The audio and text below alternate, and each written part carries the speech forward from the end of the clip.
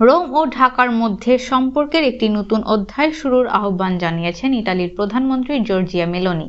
তিনি বলেছেন, ইতালীয়রা বাংলাদেশের বন্ধু। মঙ্গলবার 24 সেপ্টেম্বর নিউ ইয়র্কে জাতিসংঘ সাধারণ পরিষদের বার্ষিক সভার সাইডলাইন বৈঠকে প্রধান উপদেষ্টা ডক্টর মোহাম্মদ ইউনূসের সঙ্গে সাক্ষাতের সময় এসব কথা বলেন তিনি। এ সময় বাংলাদেশের প্রধান খাতগুলোতে গুরুত্বপূর্ণ সংস্কারের পদক্ষেপে ইউনূসের নেতৃত্বাধীন অন্তর্বর্তী সরকারকে সমর্থনের আশ্বাস প্রদান করেন তিনি। ইতালির প্রধানমন্ত্রী জানান, আমাদের উপর নির্ভর করতে পারেন। আসুন আমাদের সম্পর্কের একটি নতুন অধ্যায় শুরুর চেষ্টা করি। ইতালির প্রধানমন্ত্রী আরও জানান, অনিয়মিত অভিবাসন বন্ধ করতে এবং ইতালিতে কাজের আগ্রহীদের প্রশিক্ষণের জন্য উভয় দেশেরই একসঙ্গে কাজ করা উচিত। প্রধান উপদেষ্টার প্রেস উইং থেকে এসব তথ্য জানানো হয়। বৈঠকে শিক্ষার্থীদের নেতৃত্বে বাংলাদেশের সাম্প্রতিক গণ অভ্যুত্থানের একটি চিত্র তুলে ধরেন প্রধান উপদেষ্টা।